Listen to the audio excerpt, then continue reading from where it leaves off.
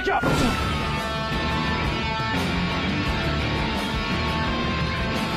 third man hunted by police has been nicknamed Psycho.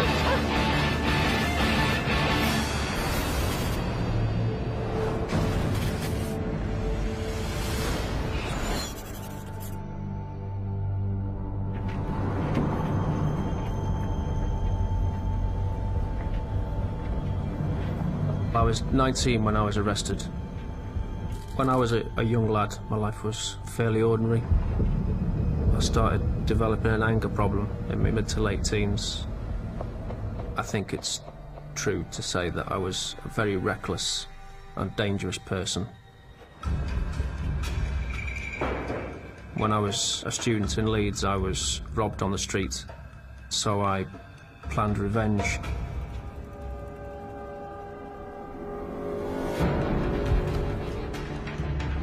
Made a homemade bomb and placed it near where they hung out in the hope that they would be injured.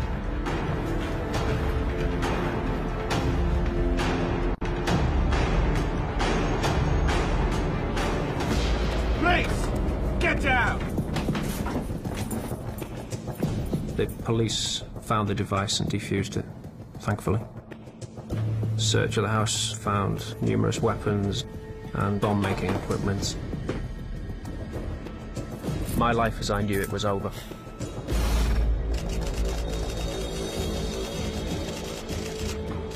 I was 19 when I was arrested. A life sentence could mean dying in custody. The only real way out was to escape.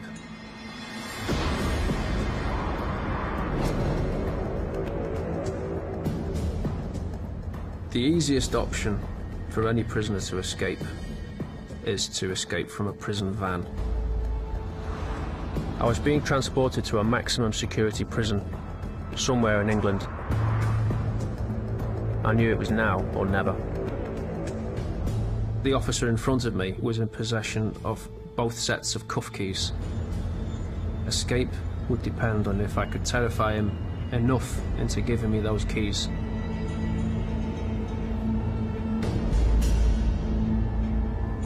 I had previously concealed a hypodermic needle.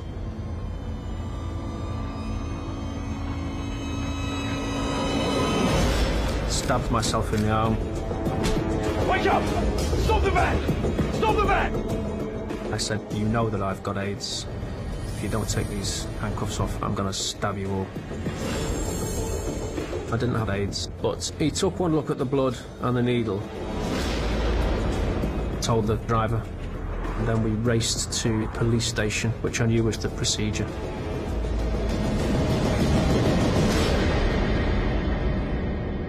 When we got to the police station, the officer who had the security keys ran away. He'd left the door wide open. Come on. Go. Come on. Come on.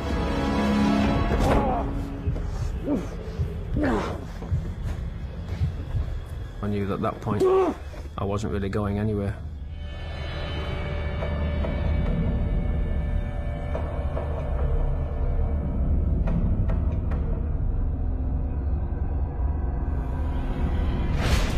I had no idea where they were going.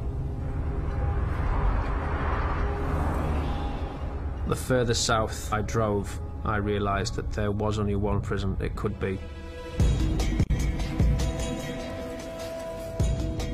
Parkhurst has got a very bad reputation.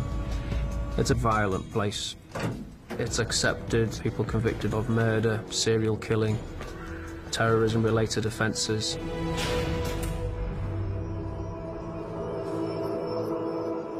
It was just horrendous. It's just a general atmosphere of extreme misery and despair.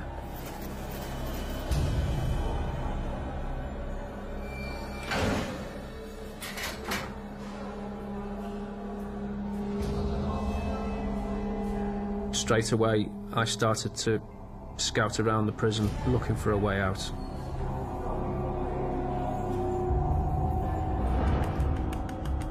The more I looked, the tougher it seemed. I had to get past the guards. The cameras, over a 20-foot steel fence with razor wire, then over a 24-foot wall with a special grapple-proof dome built onto the top. And it's on an island, so you've got the added difficulty of getting over the water to the mainland.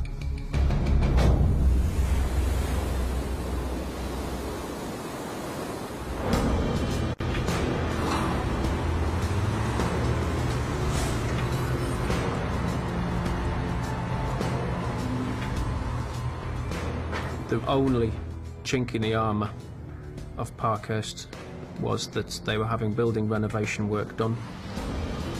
Outside my window there'd be lorries and diggers driving up and down day by day inside the prison itself. If I could find a way to take a vehicle as it was leaving, then that could be my ticket out.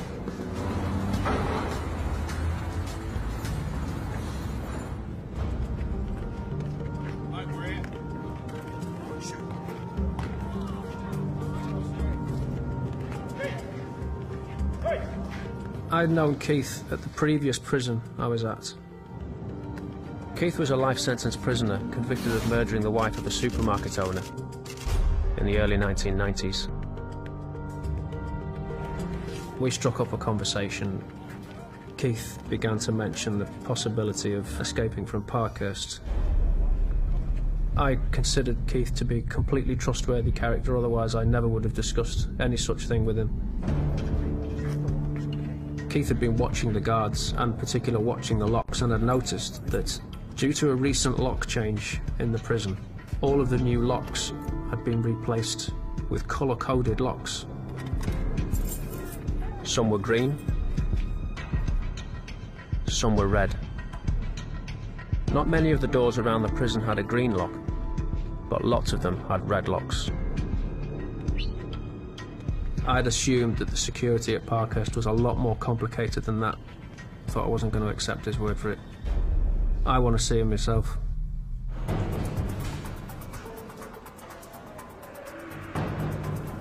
I spent a day or two walking round.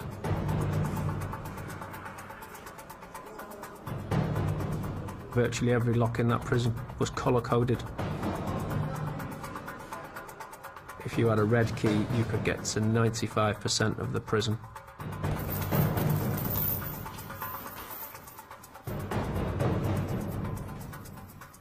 If you had a red key, you could walk into the vehicle compound. If I can get into one of those lorries, I can get out of this jail.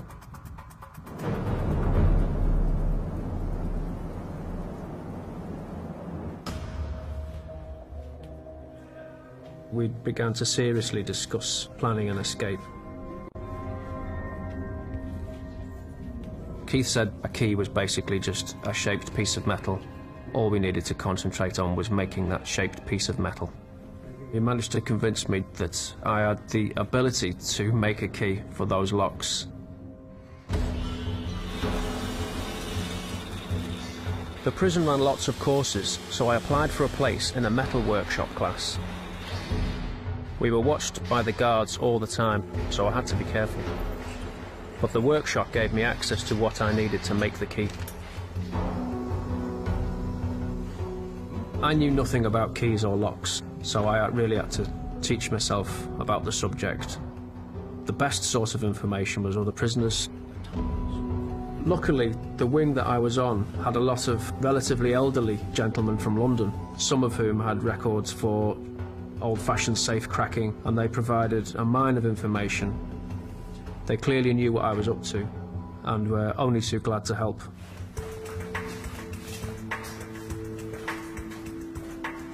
In the music room, they had a door with a red lock. Getting a visual picture of how that lock works was the first big challenge for me. I would stare at it for hours at a time.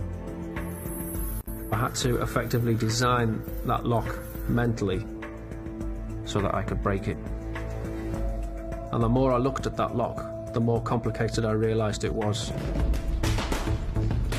But some of that information I needed came from prison officers inadvertently. When they would fall asleep with the keys out, you can get a certain amount of information there from a key. by how it looks.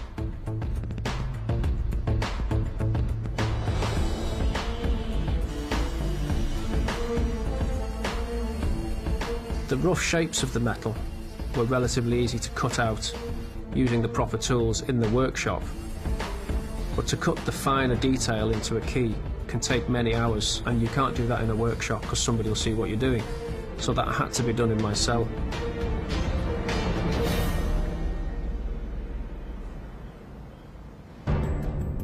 I was extremely nervous every time I took that key out. There's no excuse that you can have to have a copy of a key in prison. That's big trouble. It's a very laborious task. I was worried about making too much noise as well. It's a very distinctive sound.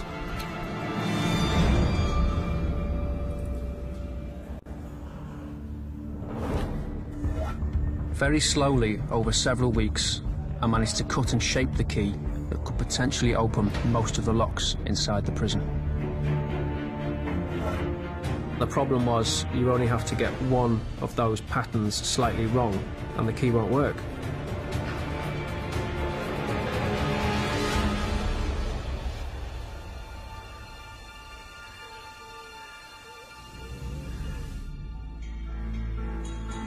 The music room was the best place to test that key.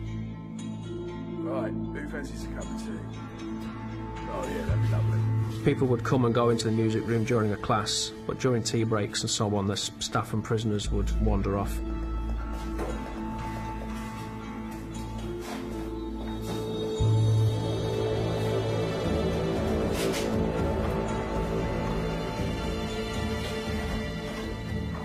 Put the key in the lock. Fitted perfectly. And then it kind of went a bit funny. There was something wrong. The key was bending. I tried to take the key out of the lock. That key was stuck. I knew that if a guard came back and saw that key, we were finished.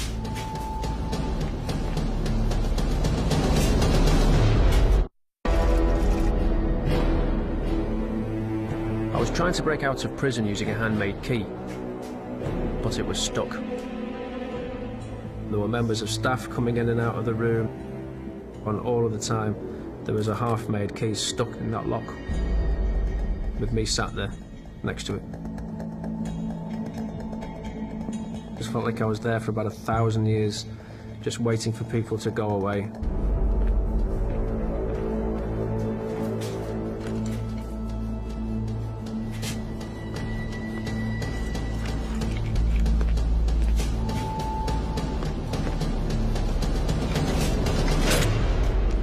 I managed to fish the key out, and I realised that I needed a much, much stronger key. I had to remake that key from scratch with a much stronger metal, using steel. Cutting through steel with an inch-long piece of hacksaw is really very difficult. It cut my fingers up quite badly.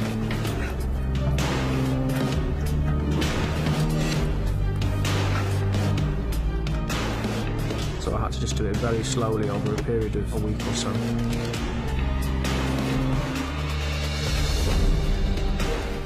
Once I was happy, took it back to the music room, waited till the coast was clear, put the key in the lock, gave it a twist.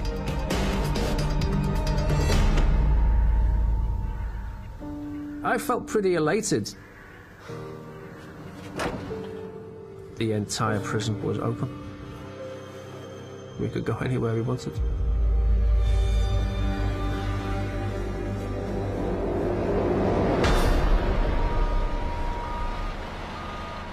Then I got some really bad news.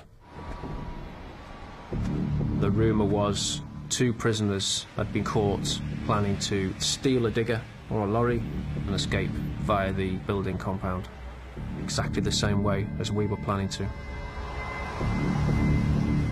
All of the security was upgraded. I thought, that's it, we're not going to get out of this jail.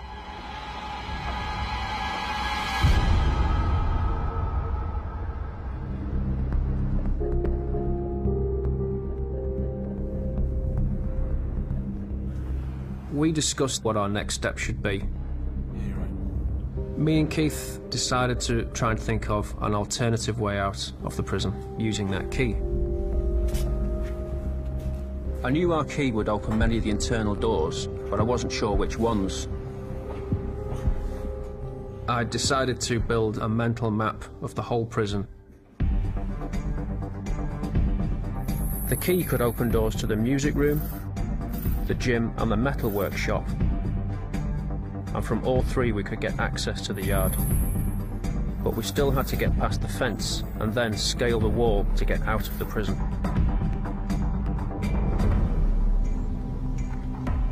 Ultimately, we needed to get over a 20-foot steel fence with razor wire,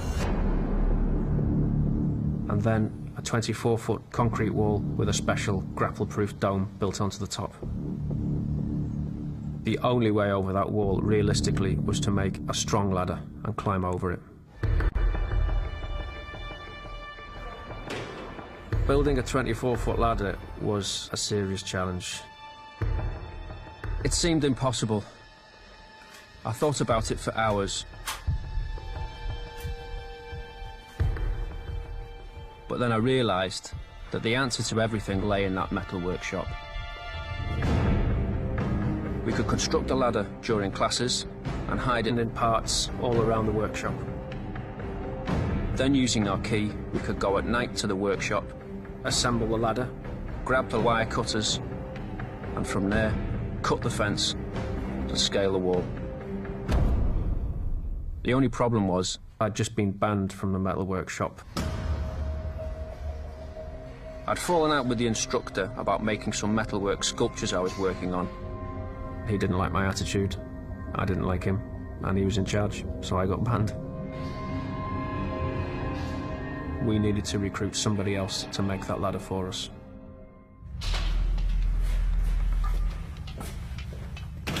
Only one man fitted the bill of being reliable and willing to escape, and that was Andy Roger. Andy was serving life for killing a security guard.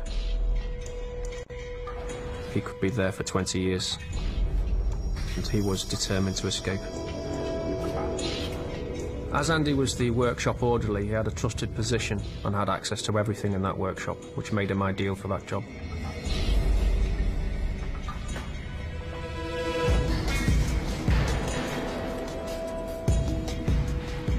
Staff assumed that Andy was just simply working away at various prison contraptions that were needed. He was never questioned about the work he was doing. The ladder basically consisted of 6 lengths of 12-foot central heating pipe connected together to form a 24-foot structure. It took approximately 3 weeks to make.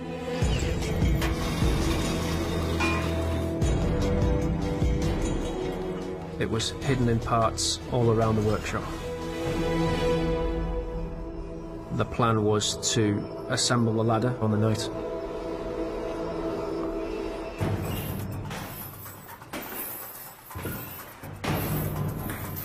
We all agreed we should start our escape from the gym because it had the weakest security. But it also presented us with a problem. There were 2 doors from the gym that we knew we could open, but outside there was a 3rd gate which I hadn't been able to test. We needed to get through that gate to reach the metal workshop, grab the ladder and scale the fence and wall. Despite not knowing if the 3rd gate would open, we all agreed going from the gym was our best bet.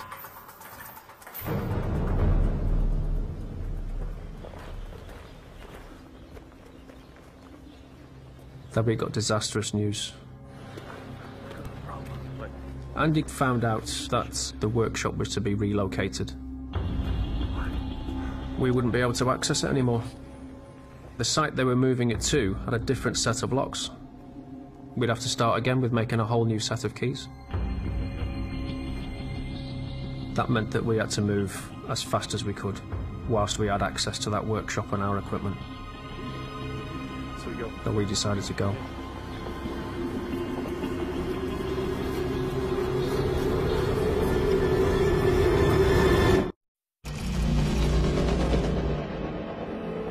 The time had come for us to escape.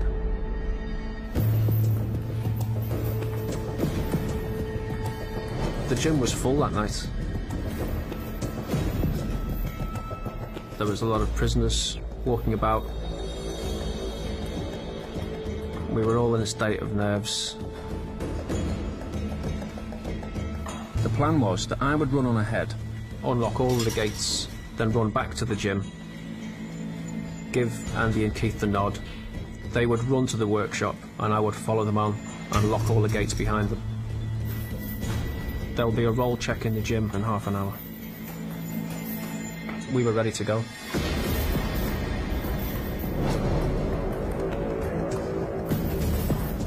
After I'd checked that the coast was clear, I put in the key and it turned and opened first time perfectly.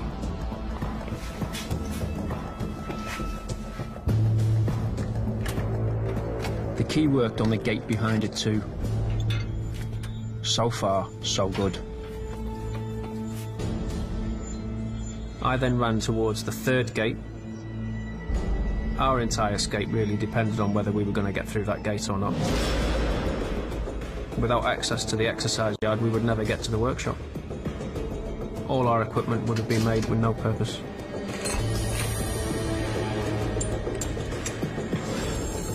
It wouldn't turn. Tried to fiddle with it and jiggle that key in the lock.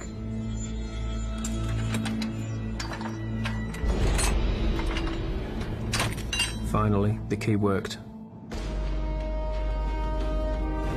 I ran back to the gym.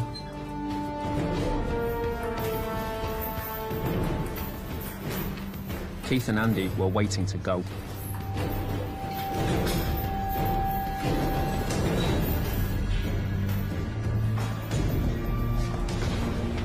We had 25 minutes to make that ladder, cut a hole in the fence and climb over that wall.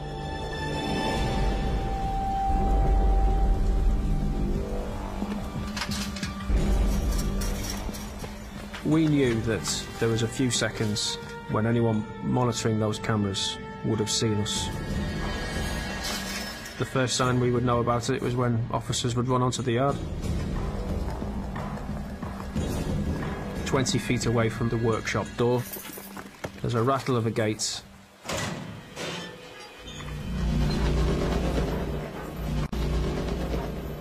Out comes an officer with a drug dog. The drug dog runs right in front of me, no more than about 20 feet away.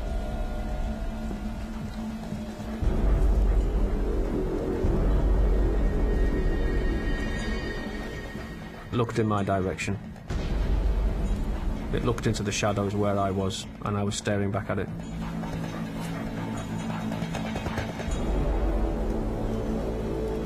And I thought, that's it, we're caught. That's it, it's over.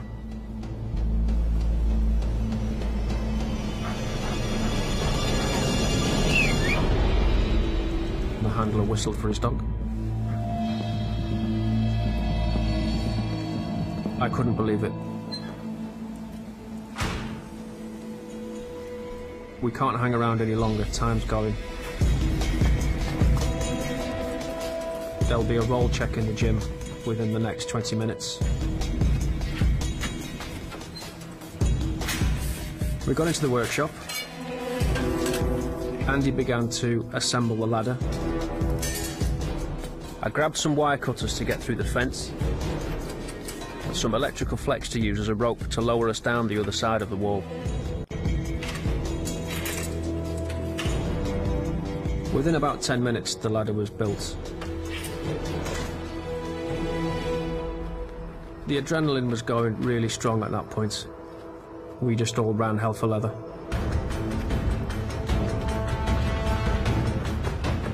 next job is to hit that fence, cut through it as fast as we could, and get that ladder up against the wall.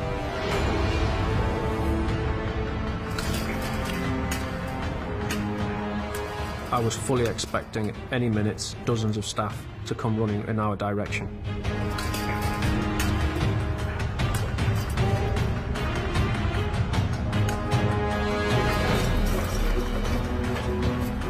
We were now facing the last barrier that prison had to offer, the wall.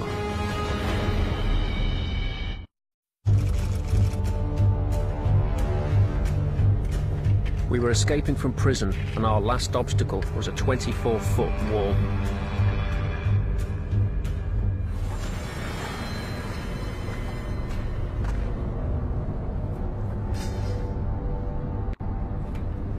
I was almost sick with worry. We didn't know how much weight that ladder was going to take.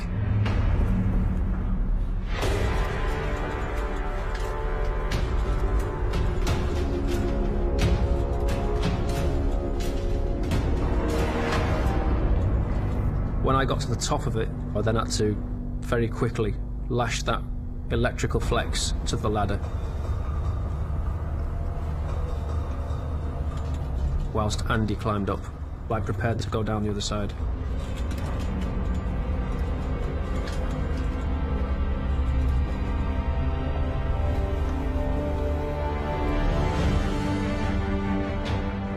It was a very strange feeling when I jumped down there, and I didn't quite believe that we'd done it. We had no time to really absorb that experience. We just thought, we're off.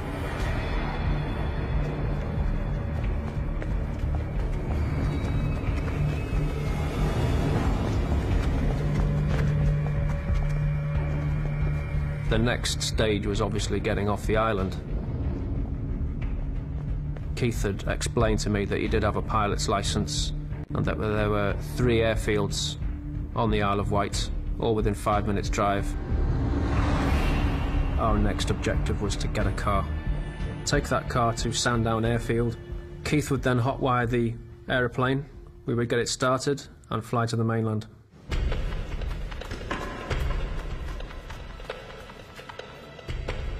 By this time, it's around about 5 to 7 at night. We knew that at 7 o'clock there'd be a roll call, so we had at most 5 minutes before staff would start to suspect that we were missing from the prison. Keith was very good at thinking on his feet and said, let's get a taxi. And at first I thought that was an absolutely balmy idea. Until Keith explained, he says, well, we're just ordinary people walking down the street. We had some money on us, which we'd also smuggled into the prison. And then it made sense. We'll get a taxi, and within 5 minutes we could be away from the jail.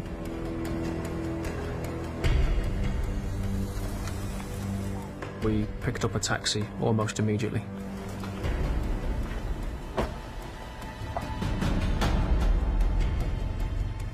It was in the taxi that I realised that the alarm was probably being raised. I received news of the breakout very shortly after 8 o'clock in the evening.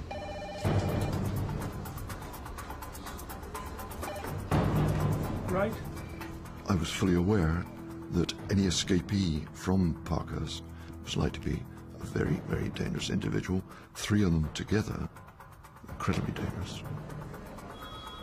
I gave immediate instructions to mobilize 250 officers to make a systematic search of the island, to man the ferry ports on the mainland, to place a ring of steel around the island to prevent the prisoners leaving.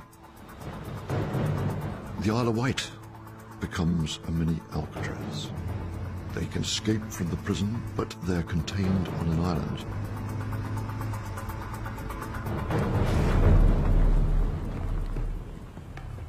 We pulled up and then all walked around to Sandown Airfield.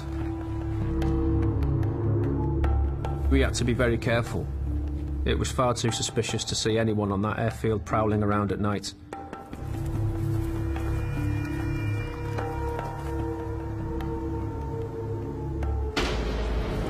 Keith opened up the cockpit, started performing some checks on the airplane. What's taking so long? There was no battery in the plane. He said, "I'm sorry, lad, we'll have to try another one."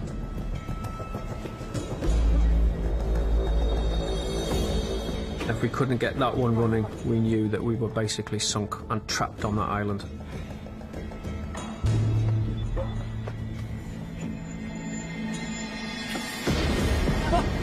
Yes! Yes! The dashboard immediately lit up. My heart leapt, and I thought, fantastic, let's get that in the air. Unfortunately, Keith said that that was just a built-in mechanism to check the plane. We still had to turn it on the way you would turn on a car engine. Good? And this is where we hit problems. The lock was far too complicated. At this point, I started to panic. My heart sunk because I knew we weren't leaving the island anytime soon.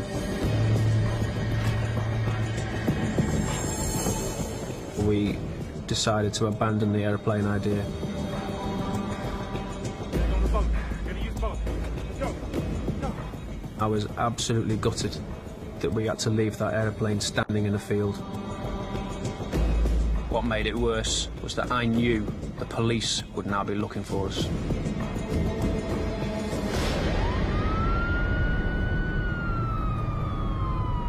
When I heard about the escape, they issued a code word. When you receive that code phrase, you immediately go to the nearest police station. We basically had a very quick briefing on the hoof. My initial reaction was, these blokes are going to be caught. Highly dangerous individual. When you know they're in for murder, you know they've got nothing to lose.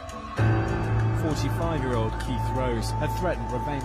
Andy Roger was serving life after bludgeoning to death a The third man being hunted by police has been nicknamed Psycho.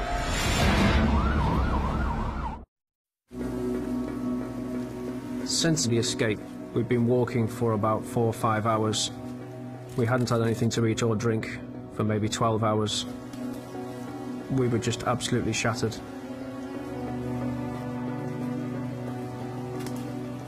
We found an abandoned shed.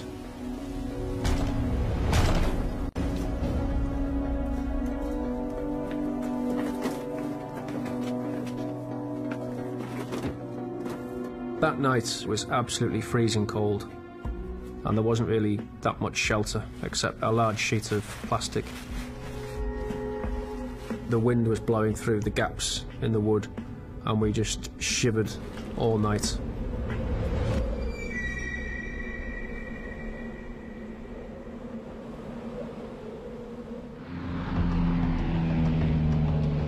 The search teams have now moved to the sparsely populated south coast of the island.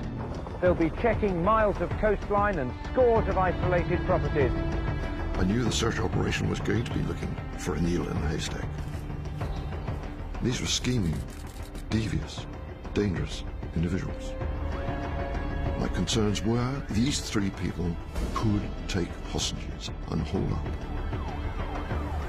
We had to be sure every time that we searched the property that we were thoroughly searching it and others within the household weren't being held hostage.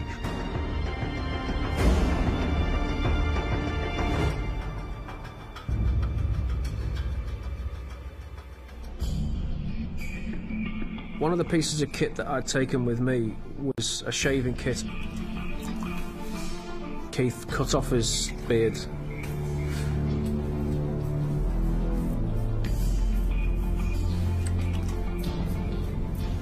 Keith looked so different that I didn't even recognise him. And we knew that that was a big advantage. That enabled him to go out and buy provisions from the local shops. I thought if Keith was captured, it wouldn't take long for them to start searching nearby and quickly find us. Before Keith left, we agreed that if he didn't return within an hour and a half, we would have to assume that he'd been taken. And at that point, we would leave the shed and go our separate ways.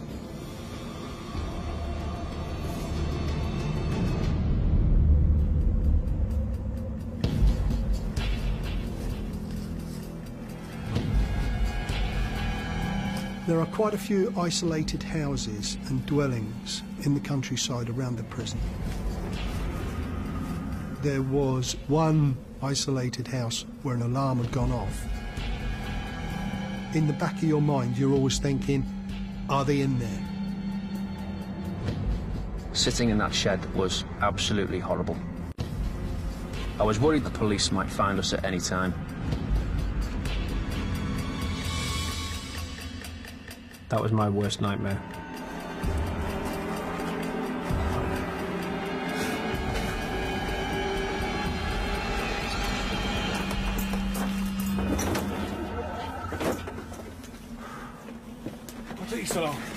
It was a total false alarm. We were frustrated. You've got to catch them. You've just got to keep going and going and going. Andy and Keith were certainly becoming more and more anxious about moving. I wanted to stay. My opinion was that the longer we waited, the better the chances we had when we tried to find a boat. Keith suggested that he would ring a friend of his who may be able to come to the island and put us in the back of a van and take us off the island that way. No, I didn't like that idea at all. I had no idea who this man was. I'd never met him. I'd said to Keith, do not ring anyone. Keith went out that night to get food and drink like he had before.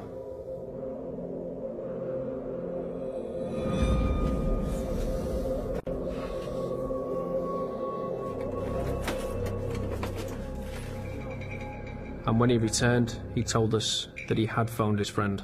I knew you'd done something. I know you'd done something stupid. I was furious. There was absolutely no need to let anyone know where we were or the state we were in. We're sitting ducks if we stay here.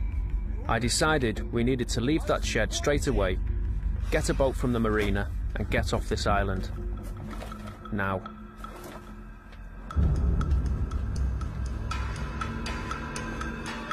We started walking separately. Andy and Keith walked ahead. The idea behind that was that if any of us were spotted, at least the other two would have a chance to run off. I'd been given a responsibility to take a patrol out. As we came up the slope of the road, I saw two men walking with their heads down.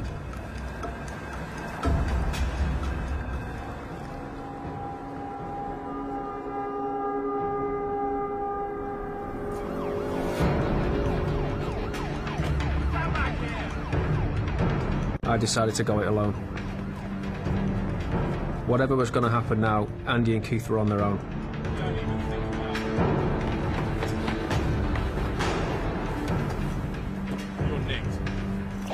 I shouted, urgent, urgent, urgent. We have detained Rose, we have detained Rogers. Williams has run off. I knew dog handlers would now be en route. I also ordered the aircraft because I knew he had thermal imaging.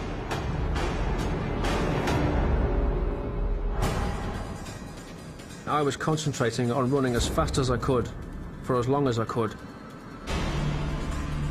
That was the only thing that was going through my head. Keep going. They haven't got you yet. Keep going.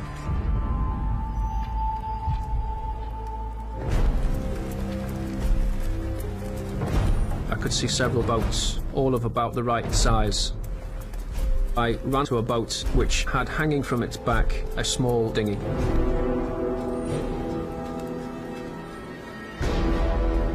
I could see torches coming. It was only a matter of minutes before the police tracked me down.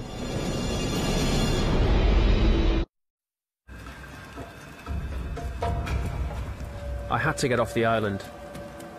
I was surrounded. A boat was my only option.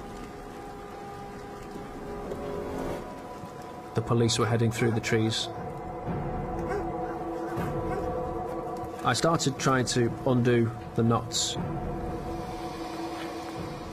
They were very, very securely tied. It was a freezing night. My hands were frozen, and the ropes were frozen.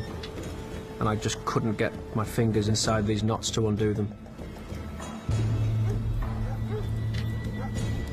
It didn't take us long to get to the scene. The dog immediately picked up a track. We continued towards the marina. Our assumption was that he was heading towards the marina, maybe to find a boat to get to the mainland. Over the trees I could see a very bright white light heading my direction, the distinctive sound of a helicopter.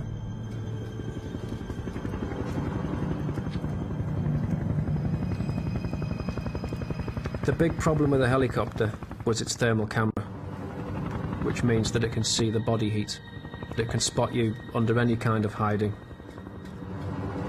The only realistic way I could think of avoiding that thermal camera was to get under the water.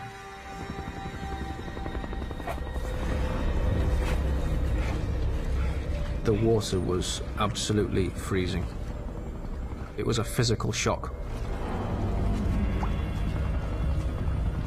My hope at that point was that the helicopter would sweep over the area, and if it didn't spot anything, it would carry on further up the coast.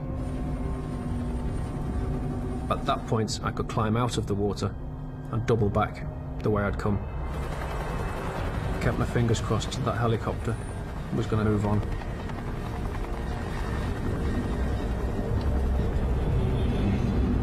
I could feel my whole body starting to shut down, and the pain soon became absolutely excruciating. I started to actually lose my senses. My hearing started to go.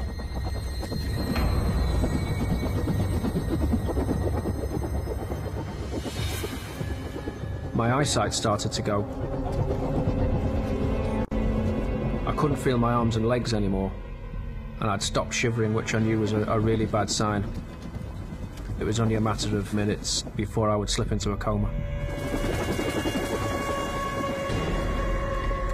That helicopter was gone, so I pulled myself up onto the jetty. And I'd hoped that my body was so cold that it might not actually register on a thermal camera, so it still gave me a bit of hope that I could get away from them. My hearing was almost gone. All I could hear was a kind of very high-pitched whine. All I could see was a very short space in front of me. Suddenly, a colleague who I was with saw someone move. Stop! Hey, stop! Hey, you there, stop! As we got close to him, he jumped in the water. Hey, stop! Get out of there! What are you doing? We both stood on the bank shouting at him to get out, but he wasn't going to. Come back here! I jumped in after him. I pushed him against the jetty. I can distinctly remember him turning and looking at me. It's a look I'm not going to forget, because it was a look of a hunted animal that had given in. Completely given in.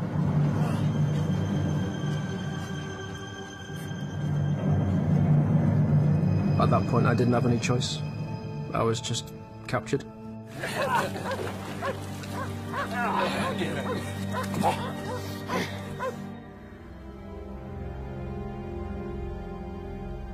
I was put in solitary confinement. My hearing and sight came back fairly quickly, but for days later, I was quite badly ill. I served another 16 years after the escape.